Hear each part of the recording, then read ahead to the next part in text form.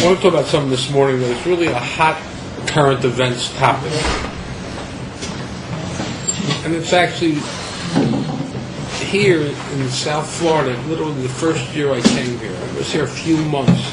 There was an article in the paper and a big letter to the editor for one of the local rabbis and on this topic. And I was very unhappy with his answer to the question. And for about the last 35 years, I've thought of a different answer. And yesterday, going through the parsha, I actually have a new idea, and I'm happier with this idea. Much happier with the idea.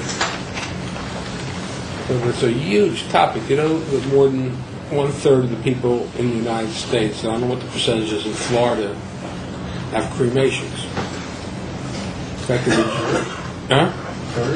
Third. 35% of the people in the United States have cremations now. There was an article, when we first came, the Riverside, they never advertised cremations. Just the last couple of years, they were already putting in the signs as cremations. It was a Jewish cemetery. Nobody thought of that. And it was, I say, when I came here, I don't know, for some reason it got to be a hot topic, and one of the local rabbis wrote a big article. His main idea that the reason cremation isn't good is because there's a lot of starving people in Africa. When you get planted into the ground, you're actually fertilizing the soil, and the fertilization of the soil is I guess good for the echo. I just didn't have a good feeling about that. The reason we shouldn't do cremations is because we should make sure the ants have enough food here and the maggots get enough food. And that's really, we should be concerned about that. I thought it was terrible. But I really didn't have a much better explanation. For the last 30 years, I've worked through. I thought it was a very important question. And my thoughts on that from the Talmud came out that actually it is about putting a plant in the ground, not planting the seeds for the maggots, but that death is really the human being being replanted into the ground, that his body is a seed for his perfect body in the world to come. And the word grave and womb in Hebrew is the same word. The grave and in the womb is exactly the same word. It's like going in the womb. It's a nice source in the Talmud. I was pretty satisfied with that, but yesterday when I went through the parsha, I had a whole new idea. Another thing that is going on in Europe now, there's a lot of mass graves. What do the Jews feel about that? Unfortunately, a lot of Jews are buried in mass graves or thrown on the slum. In Israel, this is also a hot topic for a different reason. I don't know. I don't think there's a lot of cremations in Israel. I'll tell you what there is in Israel, which is a very hot button between the Haredim and the secular, and that is they're doing huge excavations in Tel Aviv. Chance they need a high-rise apartment house there, and somehow when they start digging, they realize this is some old cemetery. And other than the Haredim, everybody thinks that's a fine thing. Whatever you find, you move to some other place. But people were buried 800,000 years ago. And of course, the seculars have they're probably goyim too. So all of a sudden they become. But it's also. So I'm just wondering, what's talking to the Orthodox? How do we feel about that? And I hear what they're saying. What is why are we so against mass graves, which is what they're doing in Europe? Why are we so against cremations? And how do we talk to feel about holding back industry and progress when basically the bodies have totally dissolved? Anyway, this is what I'd like to talk about this morning, because I find it a very relevant issue to me. I didn't start that. I started reading the parsha. I had a very fascinating problem here. Avram Avinu is looking for a burial place, and he purchases it at the death of Sara, who's 127, which means Avram is 137. And he buys this field from Ephraim. Avram lives to the age of 175, which means 38 years after his demise, he dies. The Torah again calls it, he is buried in the field of Ephraim. He bought it, it's only 38 years. Jacob, when Avram died, Jacob was 15 years old. Because Isaac was 60 when he gave birth to him. Avram was 100 when he had Isaac. At 175 when Abraham died, Jacob was 15 years old. Jacob dies 132 years after Avram. He lived to 147. He's 132 years after the death of Avram, plus the 38 years that Avram lived after Sarah. Means we're talking about 170 years, right? From the death of Sarah till the death of Jacob is 170 years. 38 more in Avram's lifetime, and 132 from the death of Abraham to the death of Jacob. Let me tell you what the pasuk says here in Parshas Vayechi, when Jacob is commanding his children to bury him. He says the following thing. It's inside. It's on page.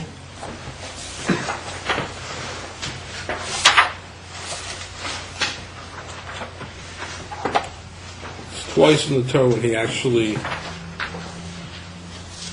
Yeah, go to page 565. I got a very difficult question here. This is actually, that one isn't bad. Let me look at the page first. Yeah, go to page 561. This is when he commanding his children 170 years after this week's parsha, after the purchase of the field from Ephraim. Where does Jacob want to be buried? He's in Egypt. He wants his son to take him up to Hebron to be in the burial place of his parents and grandparents. So we have it, 561, sentence 29. And he commands his children, and he says to them, I'm going to die. Bury me together where my parents are, 562. Into the cave which is in the field of Ephron Achiti. Can somebody explain this to me? 170 years later, bury me in the field of Ephron Achiti. It was bought 170 years. You know, if a person has property, 50 years. You thought, oh, no, this is Mr. X's field, who my grandfather bought from 50 years. It's a family field, 170 years. I want to be buried. I just astounded. It makes no sense to me, this sentence. I think it's a very compelling question. The fact that Torah mentions it 38 years later, it's awesome. But here he's talking to his grandchildren. They never heard of Ephron. They don't know who Ephron is. And he's telling them, bury me in Ephron's field. Ephron's field. It's the family field that was bought 100. Just imagine. Unfortunately, as Jews, nobody's been in any place for 170 years. So we don't even know what that would mean, 170 years. Rahman al-Islam. No, it's almost not a Jew in America. It's here 170 years. It's still Jewish. Almost not. We still talk about the burial. It's our place.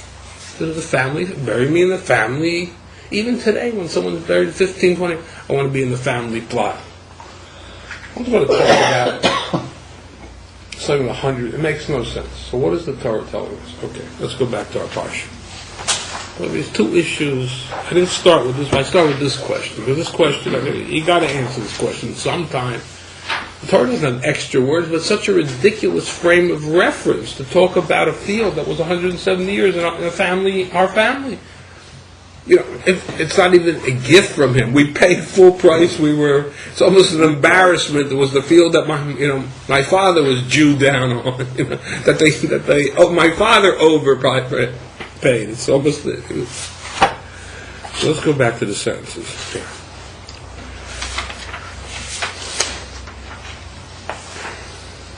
A quick perusal of the sentences.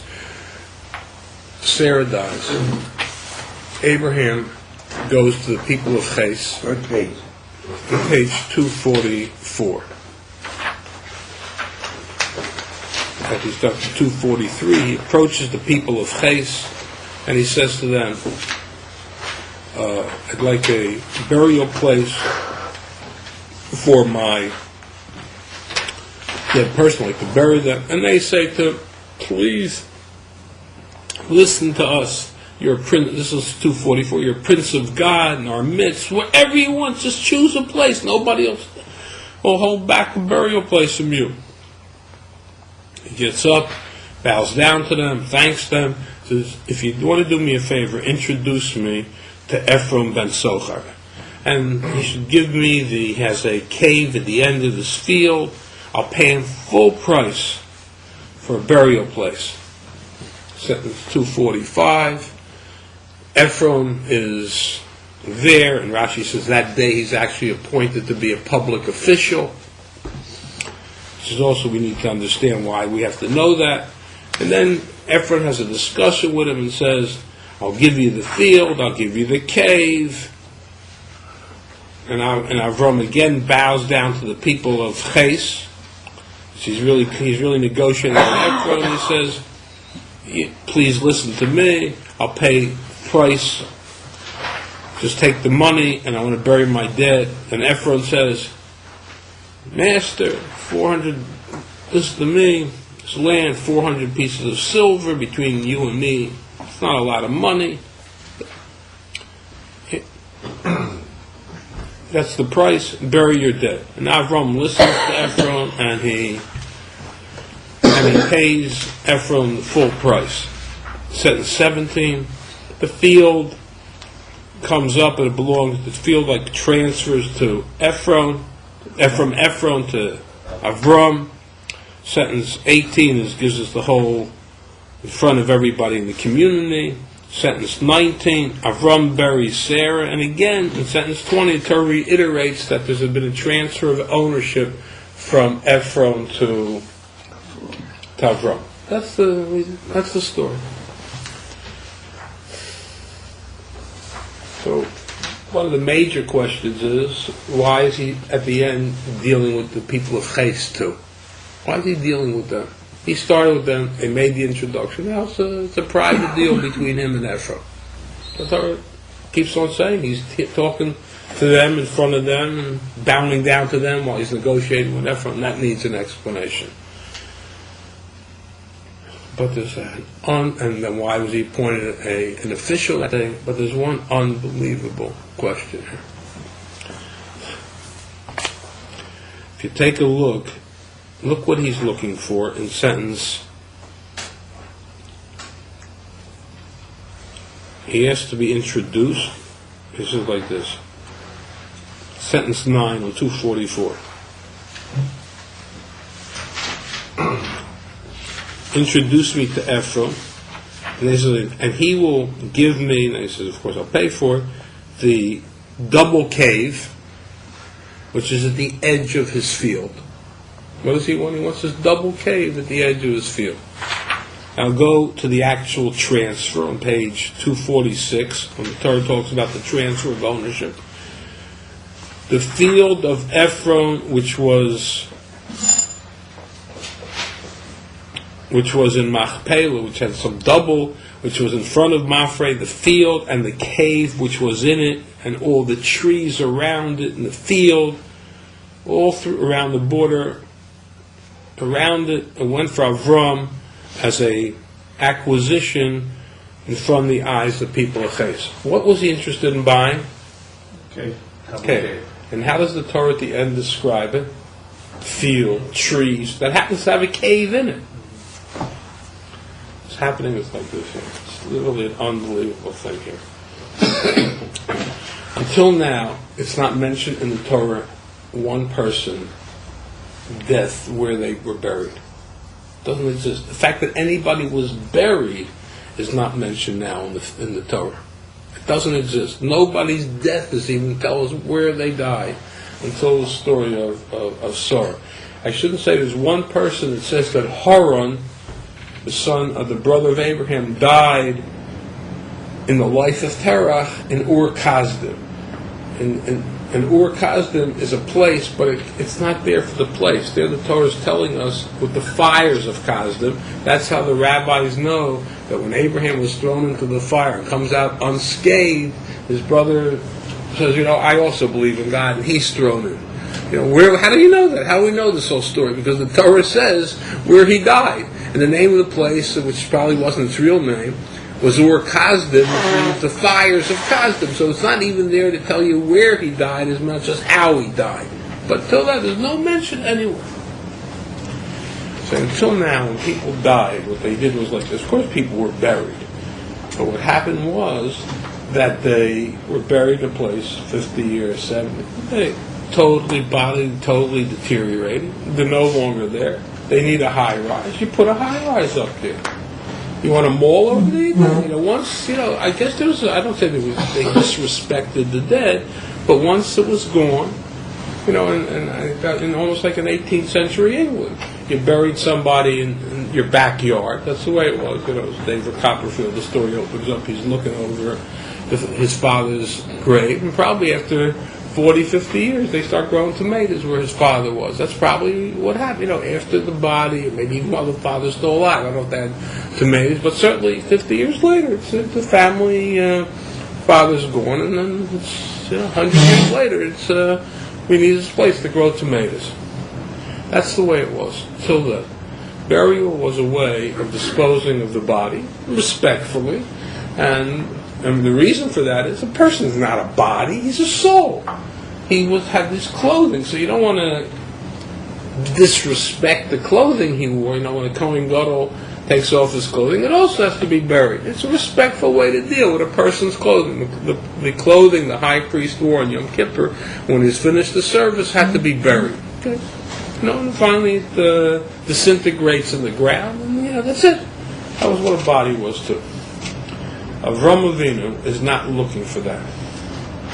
If you'll take a look, the Torah tells us he wasn't looking for a grave, he wants an achuzas kever. An achuzas kever, they talk about kever, and he talks about achuzas kever. The Torah, achuza means an eternal place for burial. It's like a life, it's an estate. We have, when we got into Israel, each Jew got an achuzah. There was a family piece of land, not for now, for forever. Achuzah means what's always mine. It's always, every Jew had an achuzah. They got a portion in Israel, which their fields were called the stay achuzah. That's the family thing. But even after 50 years, they sold it came back to them. That achuzah means, he keeps on saying, I want an achuzah, I want an achuzah. Well, who can grant to make a place a permanent gravesite? Who can do that? He needs zoning for that.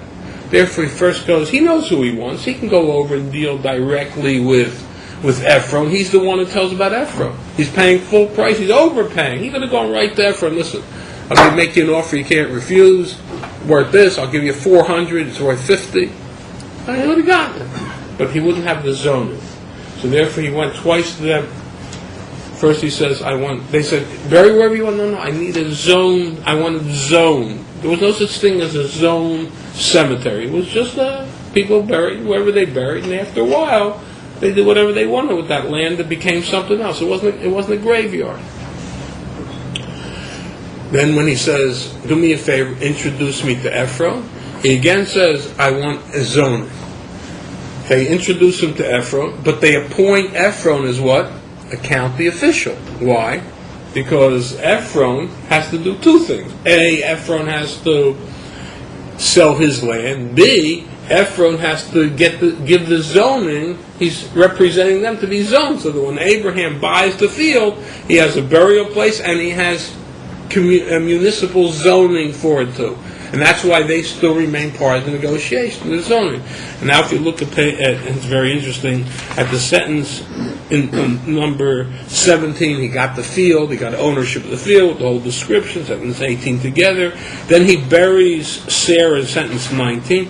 In sentence 20, the Torah again repeats he became the owner, but it says he became the owner of the field and the cave were there for an achuzas kever, as a permanent cemetery. Me'es b'nei Ches. That he got from Ches. The first time he didn't get it from the people of Ches. You see the sentence? In sentence 17, he got it in the eyes of Ches. They were watching the purchase, the sale of Ephron's property to him. But it wasn't from them. It only became from them in sentence 20. After he buries Sarah, then the zoning says this is not. And again, achuzas kever. Every time he's talking about the deal with with Ephron, he's talking about a cave. When he's talking with the city people, he wants an achuzas kever. He wants to be permanent zone. Okay. Very interesting. But now, Avram has a whole different philosophy. We need permanent. Why? That's what we're going to explain. But there's one more point here. What did Avram want?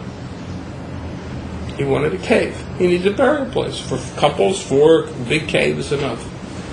Ephron comes up with an idea. He says, I understand what you want is something brand new. You want a permanent place. Now, a permanent place must be because you want them to have a sense. You want you and your descendants to have a sense that their forebears are still here. That you want them. If you want it permanently, means you're viewing that when a person dies, they're still here. I'll elaborate that in a few minutes. You're making a mistake. Just having a grave is not going to be enough. You need a destination. This has to become a very substantial place. You need a field. You need a field. Then it's a whole like a city. It's a destination point. It's a theme park. It's a place where you go visit your... Like Hebron became today. It's a place where you make a visit to. It's not just a place where they're buried. It's a whole... Obviously, people are killing each other over Hebron. It's because Hebron is not just a place where people are buried. It's actually became a destination. People go. There's pilgrimages. They go to Hebron. That was his idea. He understood that human nature will be... Avram, you want a permanent place because you want to give the message when somebody dies, they're here. They're still here. That's not going to be enough for the future generations if it's just, okay, they're all in that vault over there. That's not good enough. You want to make it a much more magnificent thing to actually project the image that this is really going to be it's a destination. You need a field. And therefore, 170 years later, Ephron gets credit. That's his idea, that it should be a field. The field was Ephron's field. Not that Ephron we'll talk about his ownership. It means that the idea that I'm going to be buried in the field, Jacob's telling him, you know who gets the credit for that? Ephron gets the credit. It's interesting, maybe even part of Jacob's wanting to go back to Israel is not only to be with his parents in a permanent vault together with them, but he wants to be part of the place too. There's a destination. Machpelah is a destination. And therefore, when the actual conveyance comes about, it's not called, he didn't buy the cave, he bought the field that had a cave in it when he was never really even interested in that.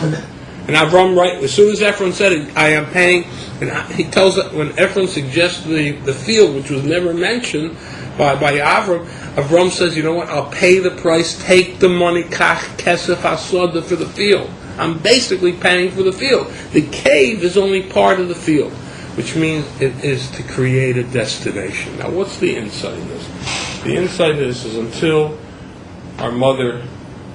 Let me start like this. The world was created, God says, Rashi brings in Parshas Bereshis, man was created from the soil. Man was created from the soil. And that it says, Rashi says, he took from all corners of the world. It was soil. It says, Vayitzar. He took Ofra min Hadoma. Of course, dirt comes. What is it saying? He took dirt from the soil. That's what so Rashi explains. It means he took dirt from all corners of the world. What did he take dirt from all corners of the world? God, for creating man. So Rashi says, because when a person dies, wherever he gets buried, the land should absorb him. This makes no sense. Dogs die and they're put in the ground and then they get absorbed there too. It means that God created it, that when man dies, he becomes part of the soil. That's his place. That's not just that he gets there and disintegrates to the extent that he merges with the soil. That's part of man. The soil that man is buried in is part of who he is, which means the person is still there. His soul may be someplace else. There's probably still some level of soul, sounds from the Talmud, hovering around the grave too, but the person has a place here. That's the way God created man. Dogs don't come from all animals. They die. Okay, they're gone. But a human being is created from all parts of the world, so wherever he buries, When he dies, wherever he's buried, that's his place. That he's there. And even if his body starts disintegrating, but it gets absorbed into the soil, that soil is the soil from which man is created. So it's still considered the person's here. Man is the image and form of God, and that is now his place. After the sin, when man sinned and his body was separated from God, God cursed Adam and said, "You're dirt." But you're no longer, all you're doing, that was just a suit of clothing. That's a suit of clothing, and therefore there was no burial after that. People didn't really bury. They buried because it was a suit that needed respect, but after it disintegrated, they put up a huge wall. Until Sarah and Abraham, which are considered the re-perfection of Adam and Eve, that they perfected what Adam and Eve should have been, or Adam and Eve before the sin, and therefore now we have people, Sarah dies, she's like before the sin, the perfect person, and therefore she needs a burial place that is going to absorb her, and that she's going to be there. And therefore when a person dies, there's a place to visit, there's a place to sense they're still part of the community. They're sleeping, the way most of us feel about Century Village. So when you get to my age. The elderly people are still here. There's 20,000 people in each, almost a couple of centers. It's up to probably 100,000 people in Century Village. I don't have any contact, and I've never been there. But there's a place for the elderly. Grave is exactly the same. It's to give us a sense of history, that a person doesn't just pass through life and they didn't leave a mark. They did something, they accomplished, a place for the children to go visit. You have to give people a place. Place doesn't mean a space to be buried. Empty space, it means it's a place. You're giving somebody a place. It's an act of respect for them and for you, too. To understand that you had forebears, you have people you have to learn from. As Jews, we make visits to the cemetery on a yearly basis, if we can, to our parents it's a custom to go before the high holy days. There's a connection, and it's a question, and people travel great lengths to that. And I remember parents, it was something that was like part of our whole culture. You went to visit the graves of your parents, grandparents, before the holy day, the high holy days. There's a connection. We give people a place after they're dead. That's what and therefore to be a place, it's not to be buried. It's an eternal resting place. It's a community. It's a sada. It's a destination. That was Abraham thought just having a cave would be enough, or maybe he thought it would be too big an imposition on the people to ask them for a place. Whatever it is, the one who created the idea gets credit for it. It's not just I want there should be a permanent tomb. I want that there should be a whole destination, and it became a whole field and a whole city almost that was sold by Ephraim. He gave the idea. You want to make this a real thing, you have to make it much more prominent than just being buried there. It's a whole, we could say, it's a larger place. It'll probably be big enough for future people if they want to be buried in Hebron. But whatever it is, it's a visiting place. It's a place to go. It makes people sense of presence. The idea of burial is to give the earlier generations a place. They're holy. When a person dies, it's no longer just the old suit of clothing, the car that you got to figure out with the garbage dump where to dispose it, and the ecological problems of getting rid of things we have. It's not getting rid of, even in a respectful way. It's not getting rid of. It's to give them a place. It's not a chuzas kever. It's an estate. It's a life estate. They're there forever as long as the world is. They're there, and it's important for us to feel that connection to them. That's what Ephraim wants. That's what Avram wants, and this has not been done before, because until a person reaches the level that they've actually perfected their body, they don't do this. The problem with cremation is that's the old philosophy. That's the pre-Avram Avinu.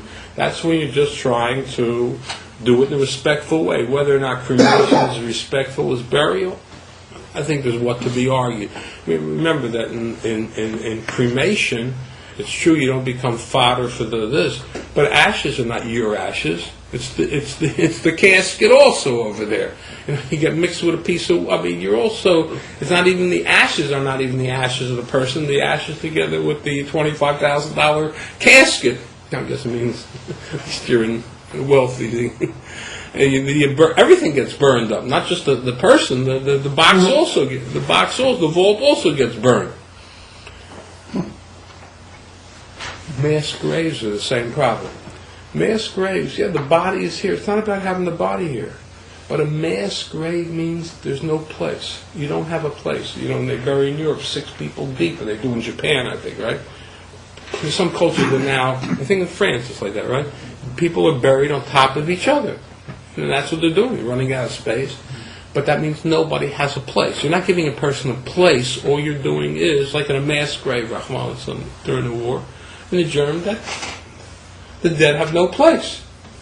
You know a place where they are, but there's no person there. It's just a mass of limbs and meat and decaying flesh. It's not place. Again, I'm not using the word place as the sense of an empty space. You give a person a place means you give them some prominence. You give them some importance. They're there. You're going to them. You don't have that when there's a mass grave with 10,000 bodies. What we are trying to do is deliver a message to ourselves and our children. The world's not only about us. We have forebears. We have messages to learn from them. They weren't just through life and passed on. They're not here. Thank God they left us some money. It's that they made a difference in their life. There was values. We respect those values. We should think about who they were. We are fortunate to still be alive, but we are the culmination of many generations we still have to have some interaction with, which means burial is not just an honorable way to dispose of the body. It's actually to give a presence to the body. A cemetery is a place to hallowed ground, as somebody can quote, I'm sure, the Gettysburg Address. Went to Harvard, you don't know the Gettysburg Address? They could pass there. I don't know if you can pass the entrance exam on the hallowed ground to consecrate. Huh? All right? It's to create a sense of place. It's to create a sense of importance for people, for our sake and for their sake. Because a human being is the image and form of God. A human being that's done the right thing in their life, that they're still here. They're the human. The soil is part of who they've become. God created them from the soil and puts them in the soil so that it's still them. It's still them. You want to talk to them, that's where you go. To give us a feeling of history, a feeling of our past, a feeling of our parents. That's a tremendously important feeling for a Jew, because if you didn't have past, you don't have parents, it's all about you. You don't have a value system, you don't have a standard bearer to look up to. We get a moral compass because we have parents. It's very hard for a person to be his own moral compass. That's what burial is. Therefore, I think we're totally against cremations. Cremations might be a respectful way. I think that's up to the argument's sake. I can hear somebody argue, better to be food for food for the fire. Why? Okay. I think it's something to be thought about.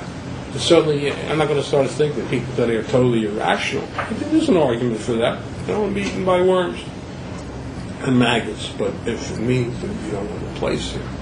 Burials to give a person a place. Avram says, I want an achuzas kever. He gets the zoning. He doesn't compromise, and they understood that's a non-compromise because they gave the field that he wanted. He was appointed an official. Now every word in Rashi makes sense because he has to, from them, convey the fact that this is going to become a permanent place. That's exactly what, and the Torah tells us 2 transfers: the transfer from Ephron to Abraham, and then the transfer from the municipality to designate this as a permanent cemetery. That's the whole negotiation. And the main thing is the one who takes the idea to the next step, maybe understanding human nature well, is that understand it's not going to work for anybody unless a cemetery is a major league edifice with a major league presence in the community, and therefore it has to be like almost a small little city. And if it's not that, it's not going to get the message you want. You want to get the message that for the future generations, you have to create a real cemetery. It has to be a major league thing. It has to be a Sora. Therefore, hundreds of years later, the Torah gives them credit for that, and that's really what we have to remember. There's a place where our parents and grandparents are. They're here. They're still here. And what we do affects them, and who they are affects us. And therefore, they're sleeping, and they've retired. That's true. They're retired. But that doesn't mean they're not affected. They should be part of our thought process. They're affected by our decisions, and more than anything, we have what to be able to learn from them. That, I think, is really the whole idea of learning today. And I think I feel satisfied by at least the Torah has given us a very important message here, because it's a huge issue here. And therefore, you know what? Let's forget about our parents. See, that's a whole view. The world's about us. And therefore, now we need a high rise on this place. We need a high rise. It means we're robbing anybody that was here of their place, which means we don't have to learn from them. We don't have to consider them. It's all about me. And that's what I think the message here is. And since it is such a hot-button issue, we have to have some perspective. I mean, we know what the Torah says, but what is the insight to what is the insight to what the Torah says? We give the dead a place, not a burial, a place. It's giving them a sense of permanent place. Somebody has a place in this world. A place means I take into consideration who they are and what they've done, and it affects who I am. I'm giving them a place, not a place to a dignity of disappearing. I mean, like you hear the word, they passed on. Passed on means like they were here, passed on. They moved away. They moved out of town. They moved away, which means they're not still here. I had a friend who, his father, Rabbi, lived till his mid-90s. So he grew up in Brooklyn, and you know, now it's not a coincidence that Kennedy Airport and LaGuardia built in Queens, because Queens was nothing other than cemeteries. And usually when people got old, they said the expression in the 20s in New York was time to move to Queens. Today, certainly in the non-Orthodox community, the idea of a family burial plot is just not relevant. The first generation might be buried in a burial society plot somewhere. Because there were Jewish burials. Right. And the second generation, our parents, would have purchased a plot, with 4 graves, 8 graves, 10 graves, whatever, with the expectation that, the families, their wives, whatever, would be buried there. It's not happening. The kids move. They're saying, I'm in Miami, why not I'm in Baltimore or Cleveland or whatever. And so they buy plots in Miami, and their kids move to Atlanta. I mean, it's just crazy. But in the Orthodox, somebody will fly from New York down to Miami before the holidays to go visit their parents. Just like when they were alive, they would come to visit the parents. They go. But actually, Roger bringing up another interesting. I remember that also, that in Philadelphia, burial societies were cities. With the city you came from, let's say from Europe, there was a it's a community. I mean, you hear that was like we want to be together as a city. What do with city? What do with city? It was the city you came from bought a burial section here in the United States, so they keep the city together. The Jews have an instinct and understood what they were doing. They had their own blood. Yeah. The city had their own, because death is to give a place. You're still in Kippel, you're still in Hamburg, you're still in Frankfurt. Right, David? Like you explained the whole thing. Yeah. So But I have a question. I lost my family in the Holocaust. So the only thing is, what I have at the Holocaust Memorial here, I put the names there. Can I quote this? I think the only thing I have. Okay, right, and that's I go there. I light the candles. It's a great. I mean, that's one of the things the Germans tried to do. Besides killing all of us, they tried to make sure we didn't have history too. Yeah, they thought they'd be successful, but that was a huge accomplishment in the Holocaust. 6 million people. So how many descendants? How many of whoever survived? They really don't have anything. So it is a very. A lot of people, what they've done they buy a burial place.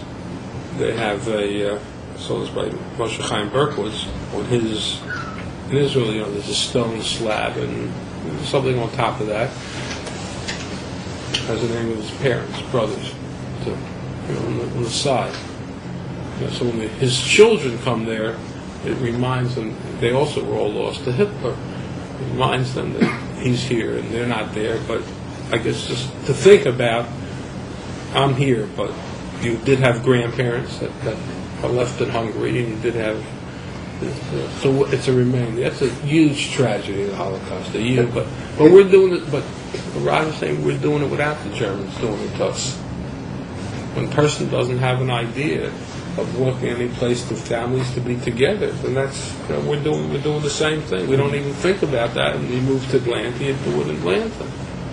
By the way, according to Jewish law, you're not supposed to move people from one grave to another. You're not supposed to move them around once you're buried. However, if they discover there's a family plot, you have the right to move them. You have the right to move them. Even though you're not allowed to move the dead, you have the right to disturb them, to move them to a family plot.